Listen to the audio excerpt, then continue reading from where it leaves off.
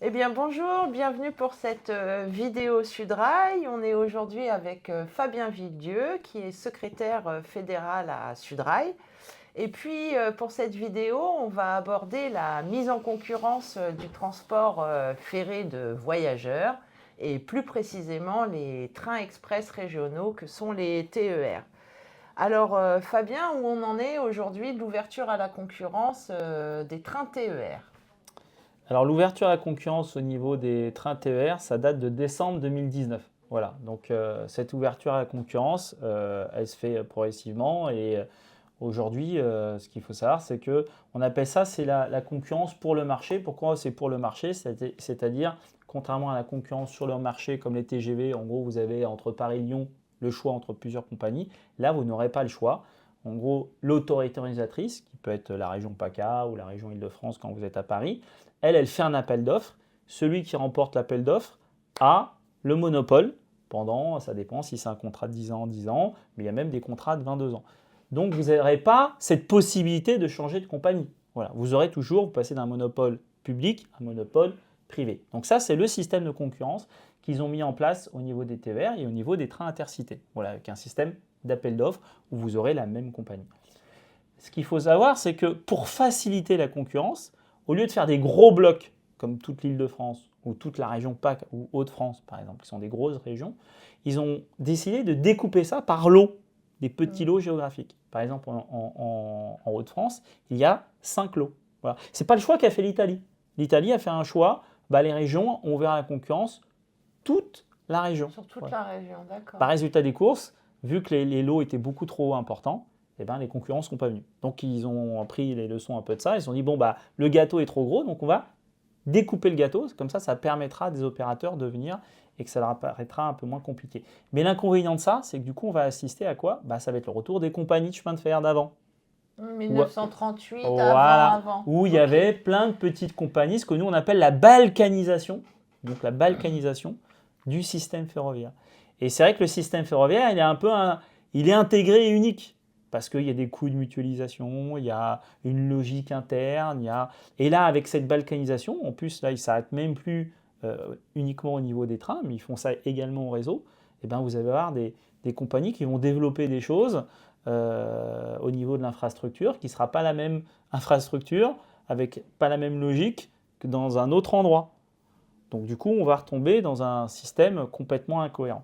Ouais, on peut perdre toute cohérence. Mais pour le voyageur, concrètement, qu'est-ce que ça va changer, le fait qu'il y ait des concurrents qui arrivent? Est-ce que les trains seront moins chargés? Est-ce que les prix des billets vont baisser? Comment ça va se traduire tout ça? Dans un premier temps, ça ne baissera pas le prix des billets. Pourquoi? Parce qu'aujourd'hui, les prix des billets des TER et Intercités sont subventionnés. Les gens ne le savent pas. Il faut que j'arrête de le dire, ça. Mais en fait, quand vous payez un abonnement TER ou un billet TER, il est subventionné, ça dépend des régions, entre 65 et 75%. Vous ne payez réellement que entre 15 et 25% du prix de votre billet. Voilà. Donc ça ne sera pas baissé en plus. Par contre, on va se dire oui, mais ça permet à ce que l'autorité organisatrice, donc la région, elle, ça lui coûte moins cher, donc moins d'argent qui sera dans les impôts. Mais le problème de ça, c'est que l'ouverture à la concurrence a une tendance naturelle à quoi? À faire baisser les coûts. C'est-à-dire pour ça qu'ils font l'ouverture à la concurrence. Et faire baisser les coûts dans le système ferroviaire, il y a un pays qui l'a fait. C'est la Grande-Bretagne. Ah, l'Angleterre. Mais C'est l'Angleterre. justement, qu'est-ce qui se passe au niveau de l'Angleterre en ce moment? Parce qu'ils ont vanté le libéralisme, Voilà. l'ouverture à la concurrence. Et qu'est-ce qu'ils sont en train de faire aujourd'hui, là? Les Anglais, ils ont fait ça en 94, il y a 30 ans. Ils ont libéralisé, ouvert la concurrence, privatisé. Il y avait une compagnie nationale qui n'existe plus, qui a été découpée en plusieurs morceaux. Il y a plein d'autres boîtes qui sont venues. Ils ont dit, voilà, on va faire baisser les coûts. Ça sera moins cher. Ils se sont rendus compte que non seulement ça n'a pas fait baisser les coûts, mais ça les a augmentés. Pourquoi ça les a augmentés? Parce que derrière l'appât du gain, tu fais un appel d'offres, l'opérateur fait moins cher. Bon, sauf que ça ne marche pas. Parce que le train, c'est particulier. Il y a des formations longues, il y a du matériel, des investissements lourds, il faut des ateliers. Les rames, c'est entre 30 et 40 millions d'euros. Donc si vous mettez quelqu'un qui est mal formé et qui casse votre rame qui coûte 30 ou 40 millions. Donc ce qui s'est passé en Angleterre, c'est qu'effectivement, dans un premier temps, les coûts baissent. Sauf que le trafic ne marche pas. Voilà. Donc, qu'est-ce qu'ils font, les compagnies? Ils renchérissent les coûts. Et ça, au bout de quelques années, ils se sont rendus compte que c'était plus cher après l'ouverture à la concurrence et la privatisation qu'avant. Donc c'est exactement ce qu'on va voir. Et ironie de l'histoire, c'est-à-dire qu'au moment où nous, on va privatiser notre système ferroviaire, les TER avec les ouvertures à la concurrence, là, on a quand même 1200 collègues qui basculent dans des filiales de droit privé au mois de décembre, à Amiens, Nice et Nantes. Voilà. Donc c'est le début de la privatisation. Donc au moment où nous, on fait ça, eh ben, les Anglais ils disent oh, ça ne marche pas du tout. Voilà. Alors, on l'a bien expérimenté, on l'a expérimenté 30 ans. Donc on revient en arrière, et donc ils renationalisent. Donc les Anglais, ils ont goûté la privatisation, ils renationalisent, et nous, qu'est-ce qu'on fait au même moment? On va privatiser. Ouais, c'est juste incohérent. En tout cas, derrière tout ça, on se rend compte que derrière le train, il faut qu'il y ait une volonté politique. Si tu n'as pas de volonté politique, le transport ferré, ça ne marche pas, hein, quel que soit le pays où on se trouve. On pourrait se dire qu'on a un nouveau ministre qui vient d'arriver, donc nouveau ministre des Transports.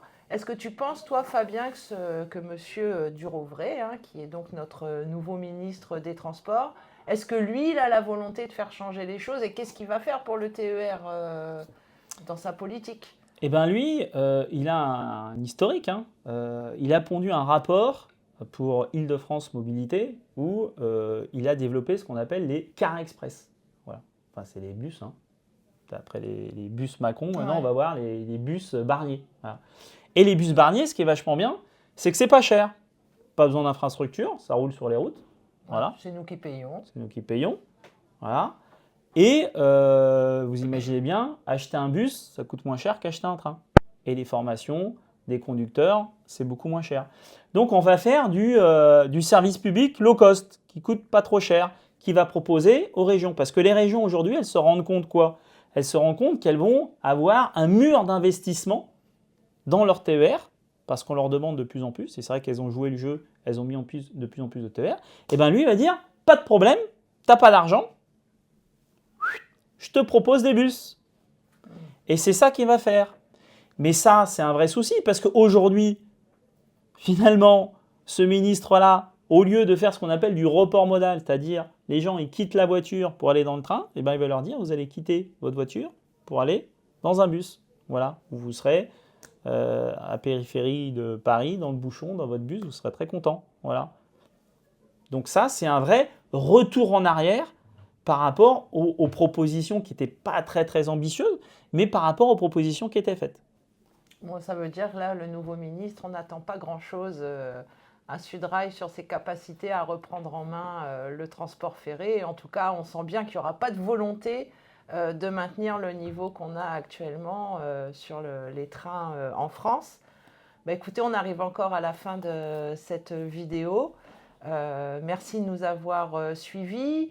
Et puis n'hésitez pas surtout si vous voulez plus d'informations, que ce soit pour l'ouverture à la concurrence de fret, TGV ou TER comme cette dernière vidéo. N'hésitez pas à nous rejoindre sur les réseaux sociaux et puis vous pouvez aussi demander des informations à vos représentants locaux Sudrail qui sont là pour vous répondre. Merci de nous avoir suivis, à bientôt. Merci.